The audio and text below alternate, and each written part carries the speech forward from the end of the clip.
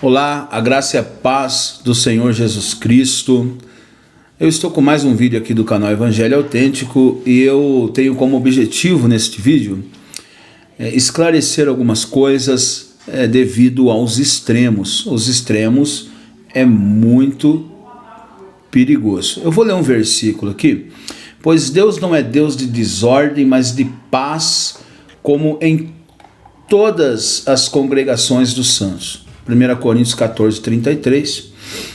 Então nós vamos falar sobre essas organizações, vamos falar um pouco sobre alguns temas novos que estão surgindo nas redes sociais, algumas posições de líderes evangélicos que podem, essas posições podem comprometer a pessoa, pelo fato de nem todas as pessoas terem um nível de interpretação igual do pastor que está falando. Então isso é muito importante nós analisarmos. Eu sei que os meus vídeos não alcançam muitas pessoas, eu não invisto tanto em vídeos, não tenho um podcast, um estúdio, mas analise isso aqui. Se chegar até você, você é um privilegiado por ter um vídeo igual esse. Eu conversando com um evangelista da nossa igreja, e às vezes nas conversas que nós temos com os irmãos, Deus traz a iluminação à nossa mente, temas que são importantes. E nós estávamos falando sobre religião, ritos, posições, divergências.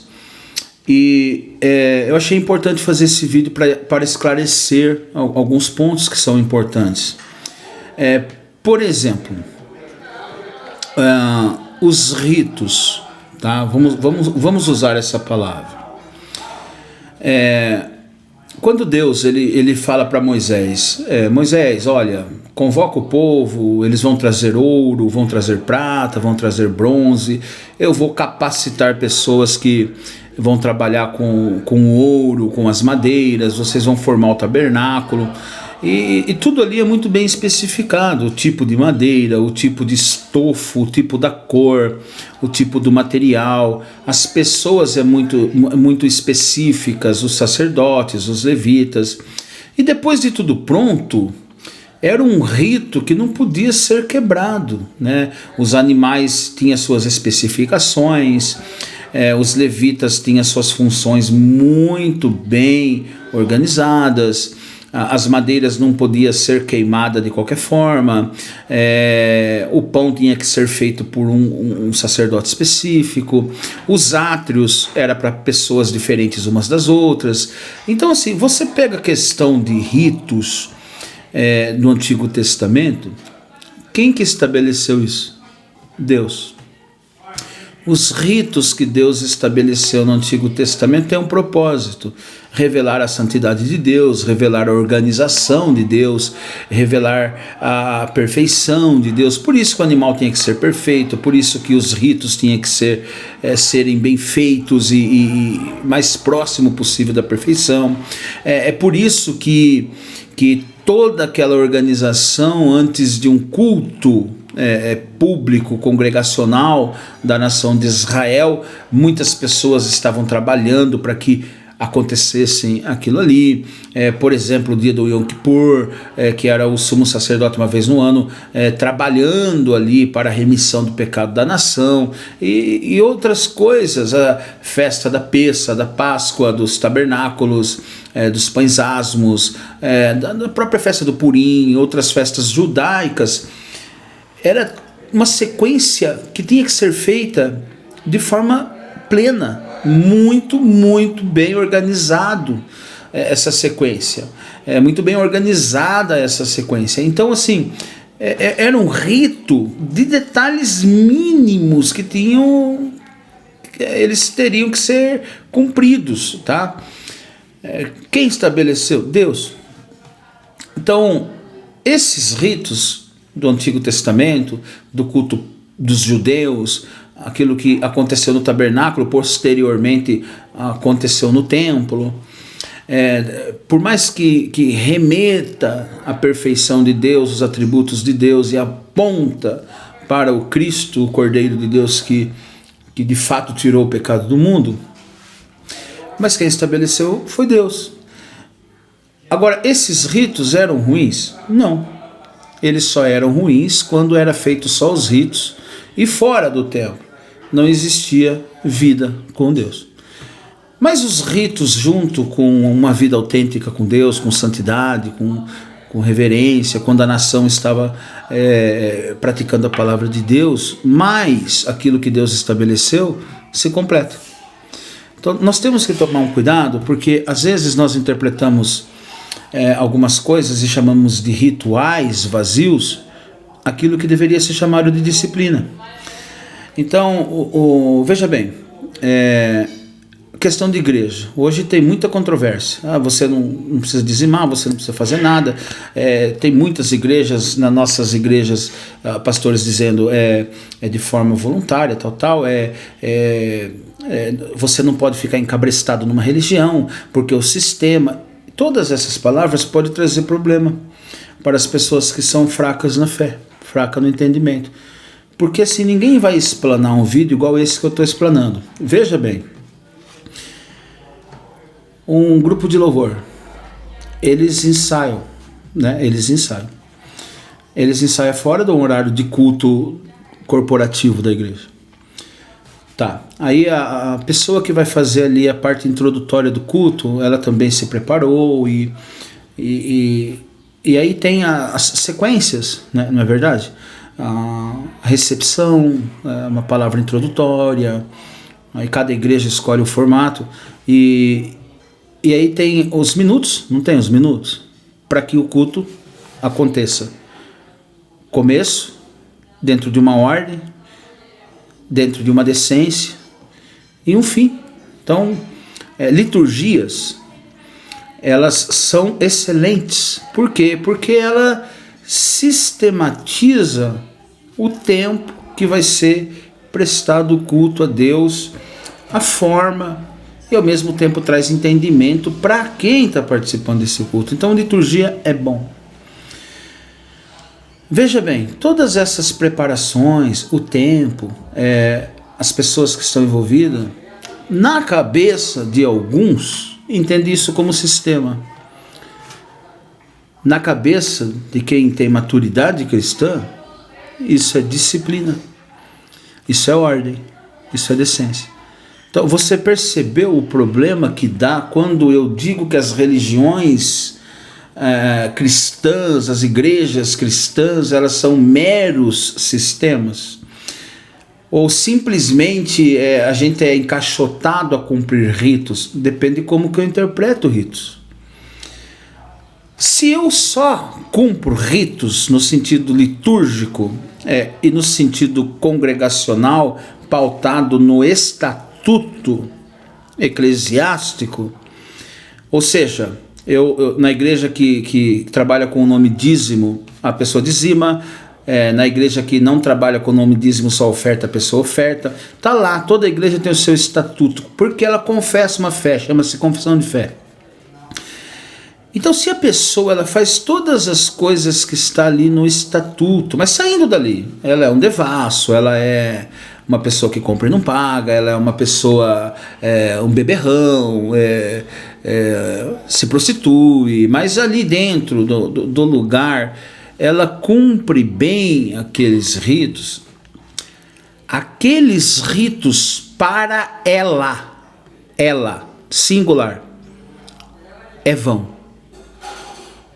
Porque não é por meio desses ritos que eu tenho comunhão com Deus. Mas uma outra pessoa que vai cumprir essas questões litúrgicas, eclesiásticas, congregacional, mas fora dali, ela também é uma pessoa correta, ela é um pai de família, ela é uma excelente mãe, esposa, é uma pessoa que revela na sociedade os frutos do Espírito Santo.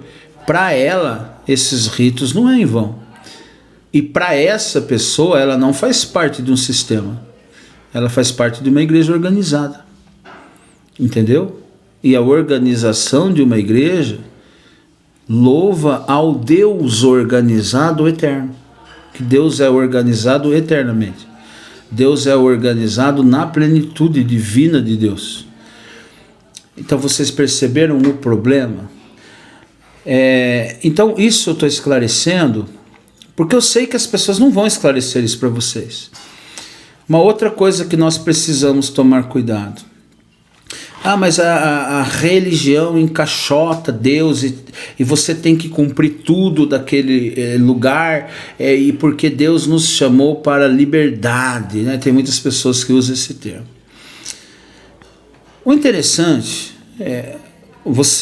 nós sabemos que liberdade não nos isenta de responsabilidades, tá? Porque senão o seu trabalho seria uma cadeia.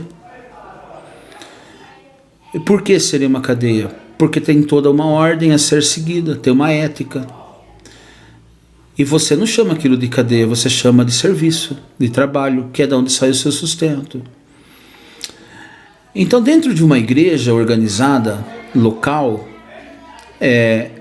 decente, ninguém encaixota ninguém está encaixotando ninguém. As pessoas têm que entender que a liberdade que elas têm em Cristo é de não viver mais escravo do pecado, mas não de serem irresponsáveis aquilo que todos os outros membros fazem. Porque a liberdade cristã, ela é associada à responsabilidade dos princípios e valores do reino de Deus. Estão passando uma imagem das igrejas evangélicas que ela é uma mera religião, um mero sistema, meros ritos, mas só é mero e só é vão para quem vive de forma dissoluta fora da igreja, do local, das paredes ali. Mas para quem vive intensamente, vive os princípios do evangelho, vive de forma que glorifica Deus, isso aqui não pode ser mero. Esses ritos, essas liturgias, esses ajuntamentos, essas ordens, essa decência, essa organização, essa sequência, ela não me prende. Eu não sou escravo disso. Eu faço isso como consequência de adoração e culto que eu presto ao Senhor com os meus irmãos. Mas quando algum pastor joga nas redes sociais, eu não vou trabalhar com nome, porque esses caras depois vai ficar mandando mensaginha e falando, sei que lá, sei que tem. E não vai vir aqui na minha casa, e eu não vou perder gasolina para ir na deles, porque se vem mano a mano, tete a tete, a gente conversa, mas eles não vêm, fica fazendo politicagem com o nome da gente. Eles soltam nas redes sociais que Jesus nos chamou para a liberdade e que as denominações evangélicas prendem as pessoas e que nós somos cercados pelos ritos e que não existe mais o dízimo e que eu não tenho problema com desigrejado, tentando passar uma forma de uma igreja que não existe. Eu vou explicar aqui algumas coisas. Veja bem, um culto organizado, litúrgico, com pessoas que se prepararam para aquilo, não é religiosidade vã. É disciplina, é organização, é reverência para adorar aquele que merece. Então isso é divino. Só isso, sem viver depois que sai das quatro paredes, não adianta nada, mas para quem vive, adianta muito, só que não esclarecem para você. Outra coisa que não esclarece para você é que eu tenho bastante até, né? Não sou expert, tem muitos professores, muitos teólogos com muito mais conhecimento que eu, mas eu tive por um tempo dentro das academias, né? Algumas graduações, eu sei o que eu estou falando. Existe hoje uma linha, né, reformada, a própria teologia reformada ela tem bastante divergência e contradições, tá? Porque os reformados eles falam muito dos pentecostais, dos armenianos, né? Aí eles misturam pentecostais com neopentecostal, eles misturam os pentecostais clássicos com os neopentecostais e com as seitas, eles misturam os pentecostal, neopentecostal, seitas com os pelagianos. Os reformados, eles são especialistas em fazer isso. Só que eu vou falar algo para eles também, para esses daí, que defendem uma liberdade que nunca foi liberdade, que tenta ser diferentes porque querem ganhar likes e ter uma igreja a qual nunca existiu, e o princípio disso é soberba do coração, porque nós só repetimos o que está escrito no Evangelho. Nós não temos que fazer nada de novo, nós não temos que renovar nada, nós temos que trazer aquilo que é a verdade.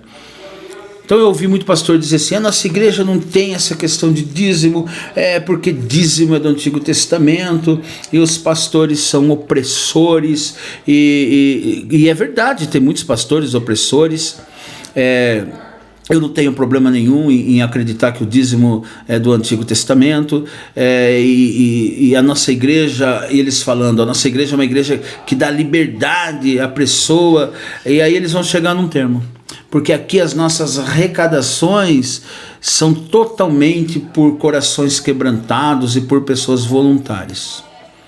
Agora preste atenção, vamos parar nesse ponto. Esse mesmo pastor, ele tem um estatuto na sua igreja. Esse mesmo pastor, ele tem pendências a serem pagas, tá? Água, energia, não sei se é aluguel, funcionários, porque essas igrejas são grandes, né? Eles têm bastante responsabilidades e dívidas que precisam ser pagas mensalmente. Mas a pregação dele é que tem que ser todo mundo voluntário, tudo muito gostoso de ser, tudo muito aberto, tudo muito tranquilo. Mas, para ele estar aberto ali, nesse lugar, ele tem que ter um CNPJ. Né? Para essa igreja ela ser uma igreja legal, até porque eles batem no peito pelas suas posições. Né? Então, o que eles fazem? Eles precisam ter um estatuto. E vocês às vezes que ouvem esses pastores e pedaços e recortes de mensagem, não tem essa dimensão. Agora, o que é um estatuto? Estatuto é um documento que vai falar desde o início, desde o número de CNPJ, até todas as leis que regem essa igreja, até aquilo que você e eu cremos está ali dentro do estatuto, e aquilo que nós representamos na sociedade, como que se começa, desenvolve, estabelece e termina uma igreja. Então tudo ali dentro de um estatuto sobre a eclesiologia, sobre as responsabilidades dessa igreja dentro das leis. Ali é um estatuto, é um documento, é passado pela Receita Federal, assinada por advogados. Tá? Então essa igreja tem um estatuto, e ali tem as leis dessa igreja, como tem nas outras. Então, eles também são um sistema, porque eles respondem à Receita, a um outro sistema, e a Receita, pasmem vocês, elas não recebem qualquer tipo de estatuto. Existem leis para as igrejas. Então, logo, eles não têm tanta liberdade assim. Eles precisam também cumprir leis, como as outras igrejas cumprem. Aí eles vão ter uma confissão de fé. Nessa confissão de fé, eles vão explicar o porquê defende a fé daquela forma. Mas eles não vão falar isso nas pregações. Agora, quando nós falamos da questão da fé dentro do contexto reformado, que aí abre-se um leque, porque a fé não é só certeza, não é só convicção, ela é certeza, convicção, mas às vezes ela aparece dentro do contexto de conhecimento, às vezes ela não está só no contexto de conhecimento, às vezes ela entra até dentro da questão de obediência. Então essa fé, essa certeza do Deus Criador, essa certeza do Deus Salvador, esse entendimento do sacrifício, essa convicção da nossa salvação por meio da graça por Cristo Jesus, tudo isso vai estar dentro dessa confissão de fé. Como que funciona, como que eles creem, é Deus que salva os homens ou é os homens que cooperam com a salvação? E aí eles vão falando na confissão de fé. Entra uma parte que chama mordomia. Então, a mordomia cristã é como eu gasto o meu dinheiro e como eu invisto o meu dinheiro no reino de Deus. Eles têm lá, na confissão de fé. Só que a partir do momento que um pastor diz as nossas arrecadações é de forma voluntária e com singeleza de coração, só é voluntário quem já faz. Então eles aceitam quem é voluntário que faz. Guarda isso. Porque essa igreja tão livre de princípios, acusando as outras de sistemas, elas não aceitam você se você não for um voluntário que contribui. Você viu? Então eles tiraram o nome dízimo, oferta, para colocar em você um voluntário que contribui. Agora, a sua contribuição é em dinheiro. Se é um nome oferta, se é um nome dízimo, saiu do teu bolso. Agora, vai você não contribuir como voluntário para ver se você canta lá no louvor dessa igreja? Para ver se você prega no culto deles? Para ver se você se torna um obreiro entre eles? Para ver se eles chamam você no churrasco deles? Então você está percebendo que tem uma psicologia reversa nisso tudo? Eles tentam passar essa imagem de igreja leve, de igreja suave, de igreja sem regras. Mas as regras nunca foram ruins. A religião mais sistematizada do mundo, a igreja mais ritualista do mundo, a religião mais ritualista do mundo, quem deu esses rituais, essas ordens, essas regras foi Deus. Então você logo é contra Deus. Ah, mas nós estamos no Novo Testamento. Tá, estamos no Novo Testamento. O Cristo do Antigo é o Cristo do Novo Testamento. Ah, mas a igreja do Novo Testamento hoje, ela não precisa ter ritos. Eu estou usando o nome rito aqui, porque esse nome ele é tentado ser usado de forma pejorativa. É por isso que eu estou usando, sabe? Então, assim, mas eu não creio nisso. Eu creio que as ordens, as decências, as organizações, o começo, meio e fim de um culto, as preparações, a muita disciplina, é uma forma de expressarmos a santidade de Deus, que nós conhecemos Ele dentro da sua perfeição, que nós queremos fazer o mais próximo da sua perfeição. Eu entendo assim, tá? Mas essas igrejas que estão pregando contra as formas de arrecadações das outras igrejas, elas têm a forma delas, só que elas vão trabalhar na sua mente. Você precisa contribuir na nossa igreja assim, de forma voluntária, porque Deus não quer ninguém preso, mas não quer mesmo. Ninguém está pregando isso. Só que você precisa saber também que esse voluntário que contribui lá com essa singeleza de coração, ele vai receber o nome de adorador. Por quê? Porque ele fez sem o nome dízimo, ele fez sem o nome oferta, mas ele fez. Você está entendendo? Ele fez. Fez voluntário ou fez porque a pregação o elevou ele a um nível espiritual? Eu sou o voluntário, eu não preciso de regras, eu não preciso de nada. Mas todos os meses você contribui ali para que a igreja mantenha aberta. Eu poderia chamar vocês de sistema também. Então, assim, sabe, eu acredito em uma igreja ordeira, decente. Não quer usar o nome dízimo? Não use. Não quer usar o nome oferta? Não use. Mas não venha deixar uma imagem para que as pessoas interpretem como quiserem, porque tem muitas pessoas que não têm maturidade e não têm conhecimento teológico do que vocês pastores estão falando, que para eles é tudo comum. Ah, mas então se é assim, eu não vou contribuir. Mas eles também não estão dizendo isso, porque se vocês não contribuírem na igreja deles, vocês não participam. Não é isso. Eles estão querendo colocar as pessoas que contribuem como pessoas super espirituais que fazem aquilo de uma voluntariedade tão grande, só que todos os meses fazem. Mas quem oferta também numa igreja organizada também faz todos os meses. Tá? E queira ou não, queira ou não, nós temos que entender que o errado é o pastor que rouba, errado é o pastor que constrange a pessoa a dar, errado é o pastor que oprime, mas é totalmente correto dentro de um corpo, de uma igreja, de uma eclésia, né, para os teólogos aí que gostam de falar, é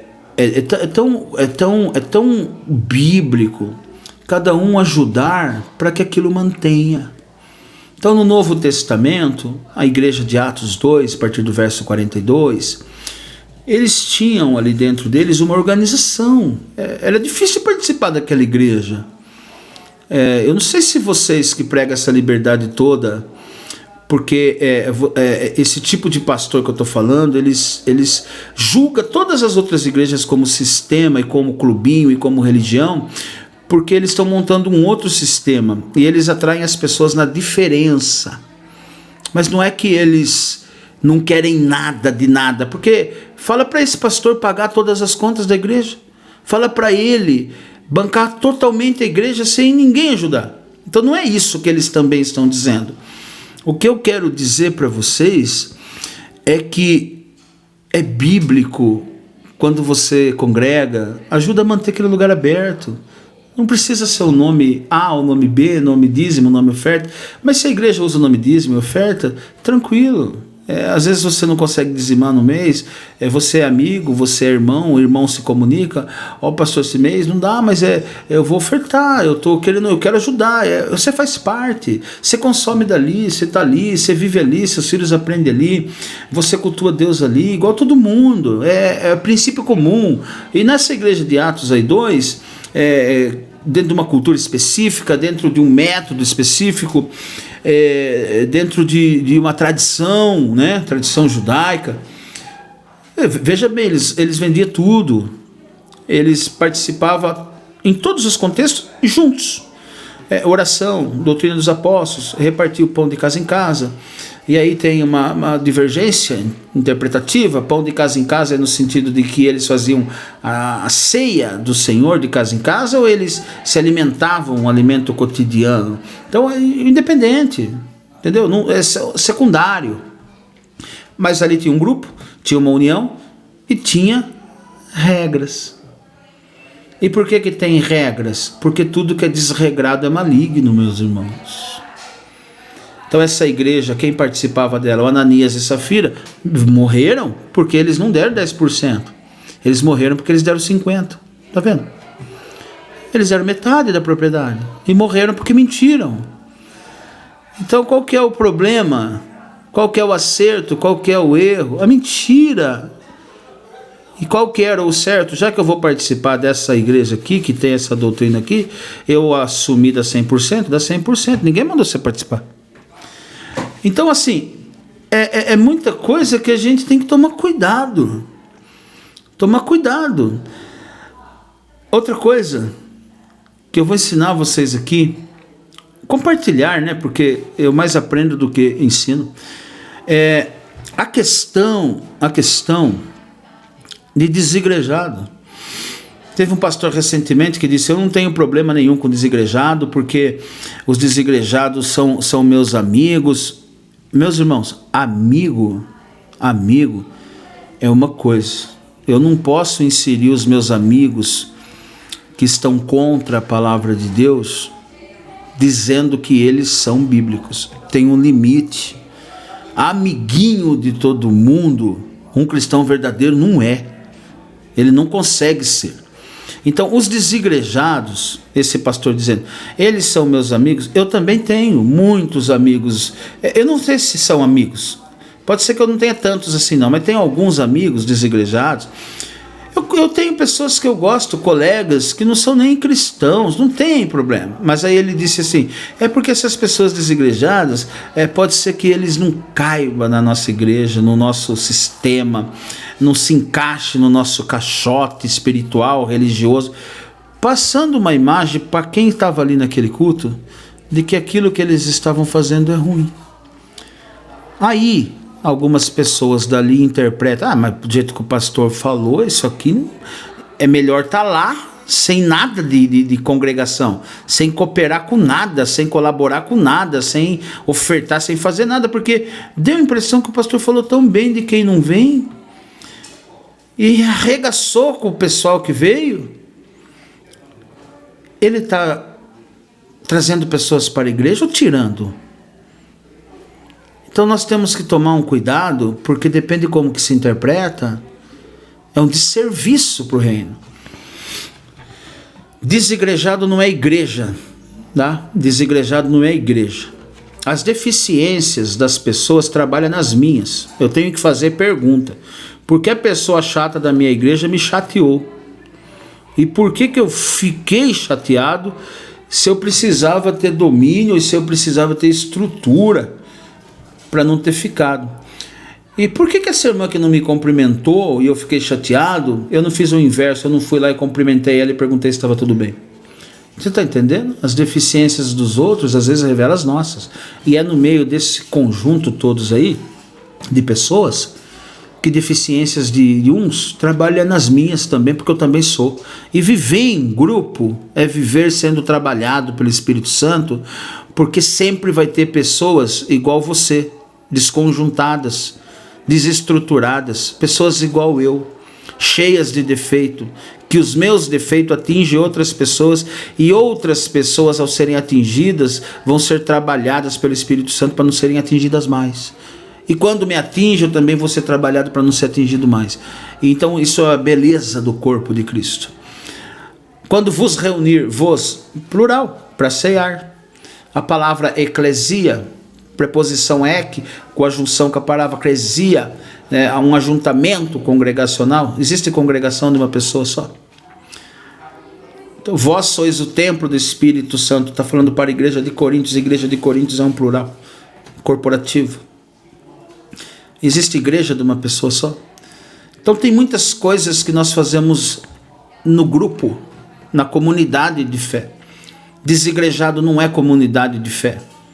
A pessoa que ela está sem um corpo, a pessoa que está sem ser ministrada, a pessoa que está sem repartir, a pessoa que está sem ceiar com aqueles irmãos que estão prestando aquele culto e trazendo à memória o Salvador e anunciando a sua morte até que ele venha. Isso aqui a gente faz em comunidade de fé.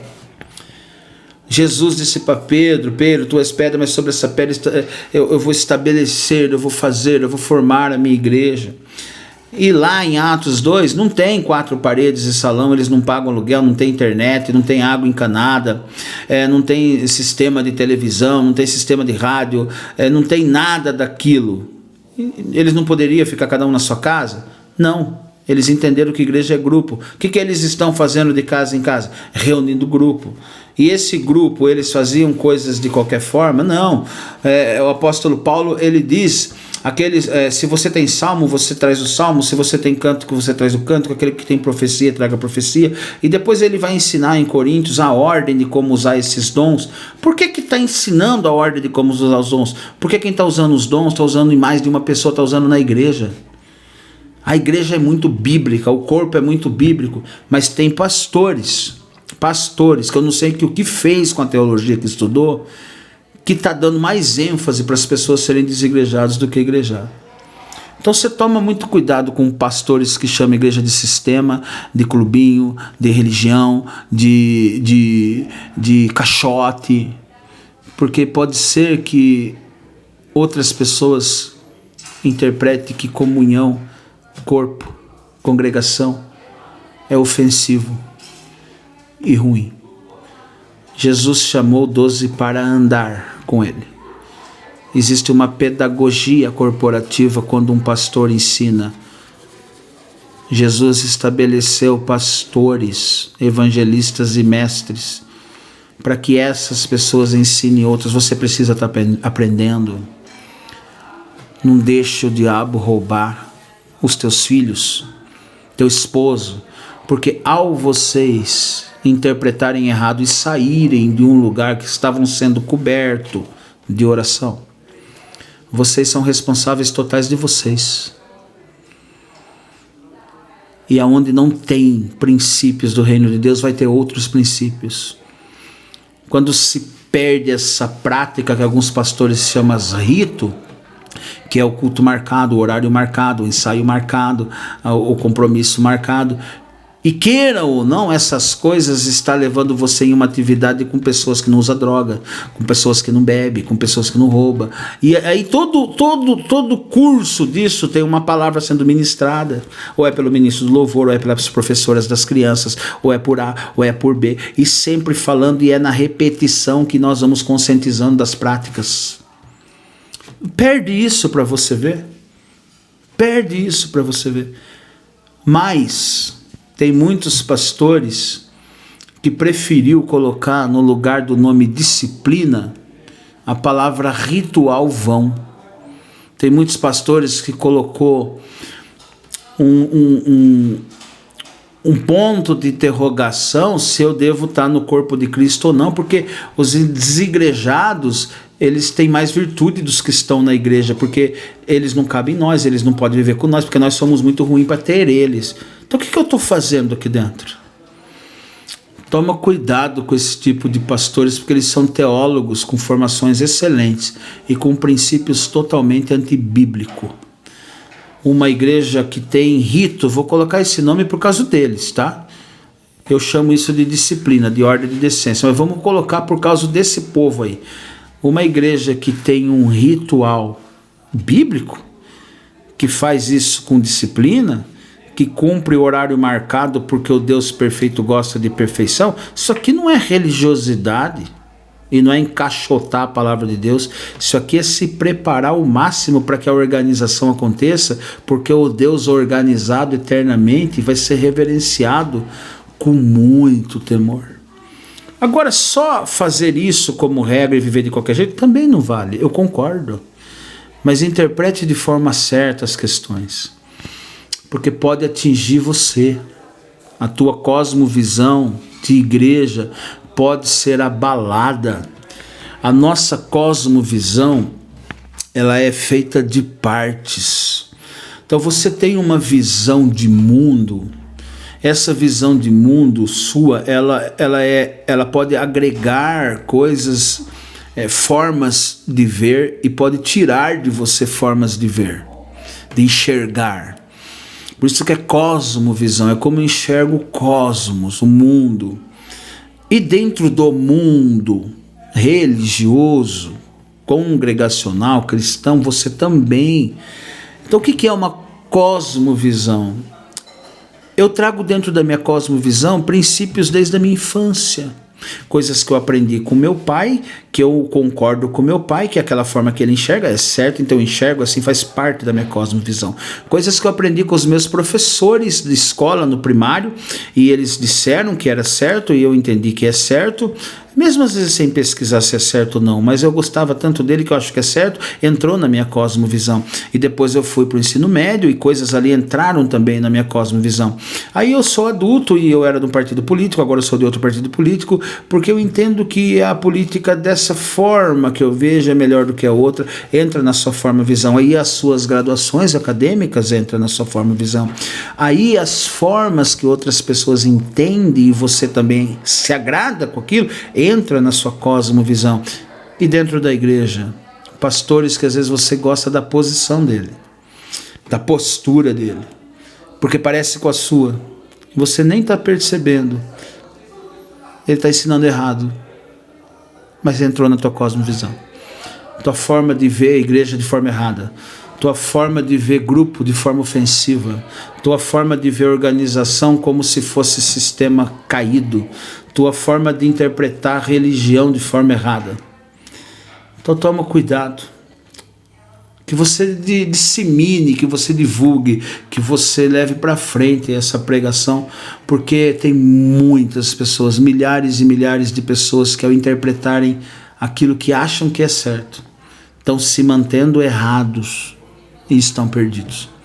Que Deus abençoe todos vocês e a graça e a paz do Senhor alcance os nossos corações todos os dias. Fica com Deus.